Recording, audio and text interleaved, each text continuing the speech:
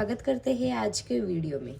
तो आज के वीडियो में हम देखेंगे अगर आपका एक नेक डीप और एक नेक पैक है तो आपको कौन कौन से फॉर्मूले स्टेप बाय स्टेप यूज़ करने हैं, वो आपको एकदम डिटेल में फ्री में मिल जाएंगे।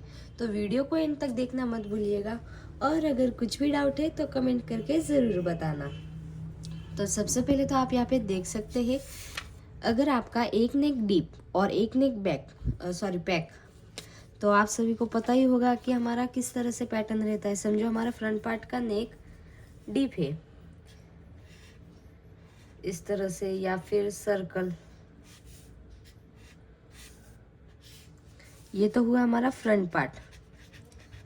तो फ्रंट हमारा डीप होगा और बैक पार्ट हमारा इस तरह से पैक होगा। इसको हम बोलते हैं ब्रॉड नेक भी बोलते हैं। तो यहाँ पे अगर आप देख सकते हैं, हमारा बैक पार्ट का जो नेक होता है वो एकदम पैक टाइप में रहता है, यानी कि हमारे बैक पार्ट की जो नेक का डीप रहता है वो 2 इंच या फिर 3 इंच 1.5 इंच तो उतना रहता है। तो आपका जो बैक पार्ट का नेक होगा ना वो पैक होगा और फ्रंट पार्ट का डीप होगा।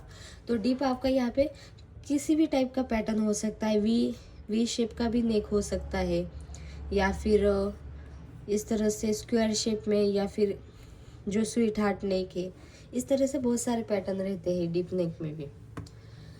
तो आपका ये तो डाउट क्लियर हुआ ना कि एक हमारा डीप और एक नेक पैक यानी कि कौन सा टाइप का होगा।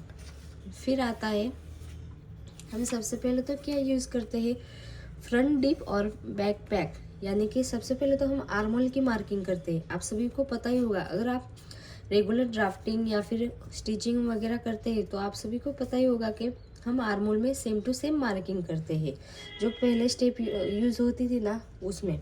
पर अब जो न्यू मेथड है ना, इसमें आपका बैक पार्ट का अलग से कैलकुलेशन होगा और फ्रंट पार्ट का अलग से होगा। एक बार मैं आपको बता दूं, समझो आपकी चेस्ट है 42 इंच, नहीं 42 नहीं 28 इंच। हम फर्स्ट वाली लाइन देखेंगे तो आप किस तरह से कैलकुलेशन करेंगे। तो यहाँ पे बैक पार्ट के लिए जितने आपकी चेस्ट है, चेस्ट हमने कितनी बोली 28 इंच, उसको क्या करेंगे डिवाइड बाय 6, फिर उसको प्लस करेंगे कितना 1.25, तो कितना आया 5.91। ओके। और फ्रंट पार्ट के लिए हम किस तरह से मार्किंग करेंगे, जितनी आपकी चेस्ट है 28 डिवाइड बाय 6 माइनस 0.5, 4.166। ओके। तो आप यहाँ पे सोच रहे होंगे कि बैक पार्ट की हमारी 5.999 आई थी और फ्रंट पार्ट के लिए आपकी 4.11 कैसे।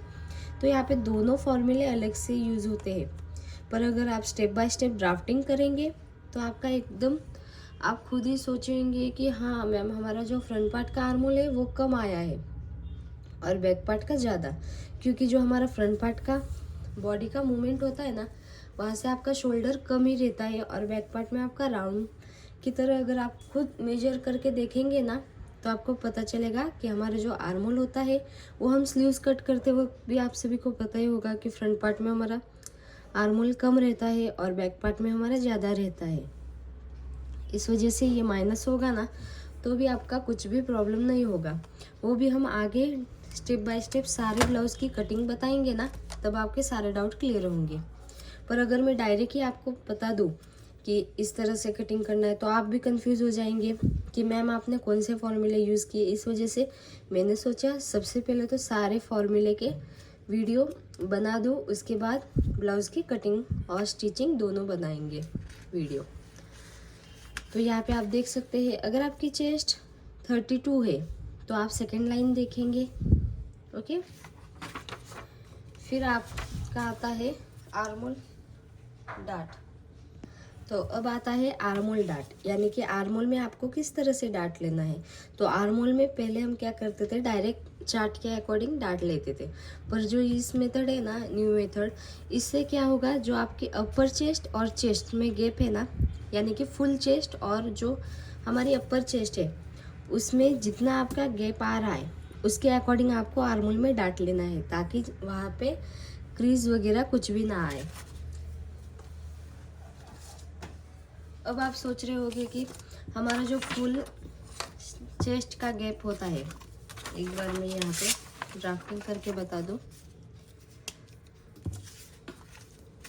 तो आपका जो अपर चेस्ट यानी कि जो ऊपर वाला आर्मोल के साइड से आपकी जो चेस्ट की मेजरमेंट आप लेंगे ना, तो वो आपकी कम आएगी, और जो फुल चेस्ट है वहाँ की जो राउंड है वो आपका ज़्यादा आएगा। अगर आप खुद भी देख सकते हैं तो यहाँ पे आपका जितना गैप आ रहा है उसके अकॉर्डिंग ही आपको आर्मोल में डांट लेना है। एक बार फिर से बता दूँ, अपर चेस्ट यानी कि आर्मोल के साइड से जो हमारा चेस्ट राउंड रहता है उसको बोलते हैं अपर चेस्ट, और फुल चेस्ट यानी कि जो हमारी चेस्ट होती है वो बहुत हम जब मार्किंग या फिर मेजरमेंट लेते हैं ना ब्लाउज की कटिंग करते वक्त, उसको बोलते हैं फुल चेस्ट।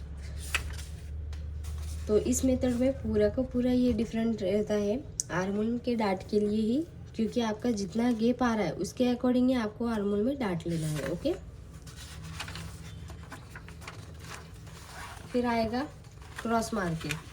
तो यहाँ पे भी एकदम डिटेल में बताया है कि अगर आपका फ्रंट डीप और बैक पैक है तो आपको क्रॉस मार्किंग बैक के लिए अलग तरीके से करना है और फ्रंट के लिए अलग तरीके से करना है। यहाँ पे जो तीनों मेजरमेंट है वो सेम टू सेम हम लास्ट मेथड यूज़ करते थे ना, उसी तरह से है। ओके, अब आएगा front deep back pack shoulder down के लिए। तो जो हमारा फ्रंट पार्ट का रहता है वहाँ पे तो 1 इंच फिक्स है शोल्डर डाउन, पर जो बैक पार्ट का रहता है वहाँ पे आपका जितना फुल शोल्डर है इसके अकॉर्डिंग आपको बैक पार्ट में शोल्डर डाउन करना है। ओके, समझो हमारा फुल शोल्डर है 14 इंच, तो हम सेकेंड लाइन देखेंगे। अगर 14.25 है तो आप ये वाला देखेंगे। ओके, फिर आता है आपका सेंटर डार्ट।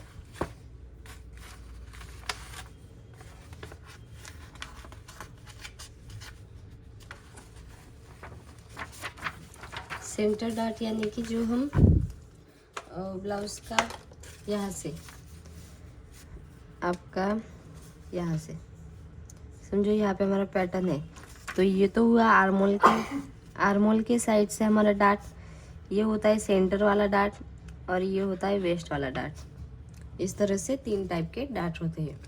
तो समझो आपका प्रिंसेस कट है तो भी आप अगर चाहो तो सेंटर डार्ट ले सकते हो। तो यहाँ पे भी आपके चेस्ट के अकॉर्डिंग कितना सेंटर डार्ट लेना है वो यहाँ पे डिटेल में बताया है। अगर आपको ये सारे फ़ोटोज़ या फिर PDF चाहिए तो आप मेरे व्हाट्सअप चैनल ज्वाइन कर सकते हैं। वहाँ पे मैं सारे फ़ोटोज़ वगैरह अपलोड कर दूँगी जितना हो सके उतना जल्दी।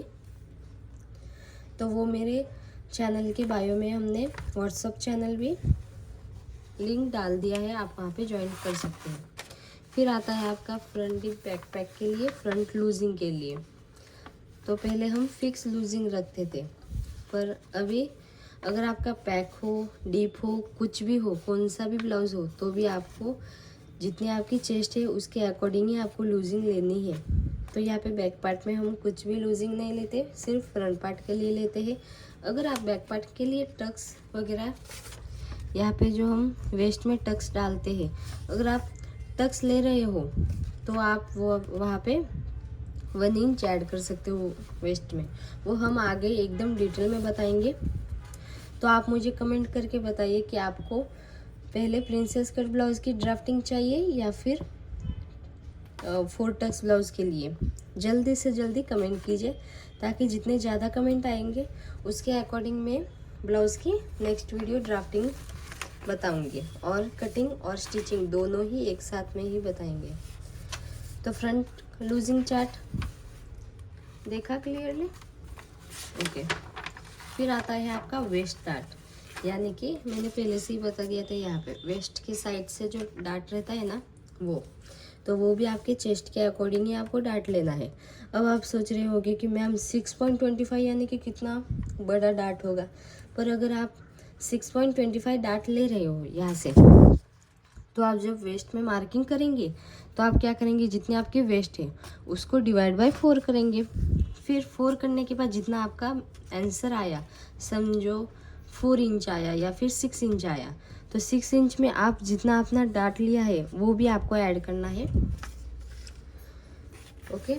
और फिर आता है शोल्डर माइनस चार्ट। तो शोल्डर माइनस चार्ट के लिए हम किस तरह से तीनों मेजरमेंट के अकॉर्डिंग शोल्डर माइनस चार्ट हम यूज़ करते हैं। तो उसके लिए आपको क्या क्या चाहिए, आपका जितना भी रेडी शोल्डर है वो हम राइट करते हैं। फिर आता है नेक का शेप, फिर आता है नेक का डीप। तो यहाँ पे आपका बैक पार्ट का डीप होगा, तो डीप होगा इस वजह से आपका बैक पार्ट में कुछ भी शोल्डर माइनस नहीं होगा, सिर्फ फ्रंट पार्ट के लिए ही आप शोल्डर माइनस फाइंड करना होगा।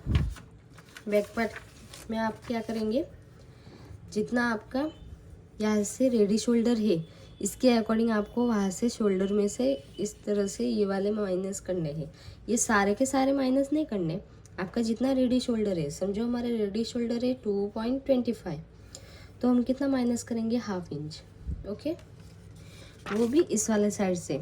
हम ड्राफ्टिंग करते वक्त ये सारे डाउट आपके क्लियर हो जाएंगे। तो गाइज़, अगर आपको ये वीडियो अच्छा लगा हो तो कमेंट करके ज़रूर बताना, और ऐसे ही वीडियोस के लिए मुझे कमेंट करते रहिए और मोटिवेट भी करते रहिए, ताकि मैं भी एकदम अच्छे से बता पाऊँ। और कुछ भी डाउट है तो आप कमेंट करके बता सकते। Thank you for watching.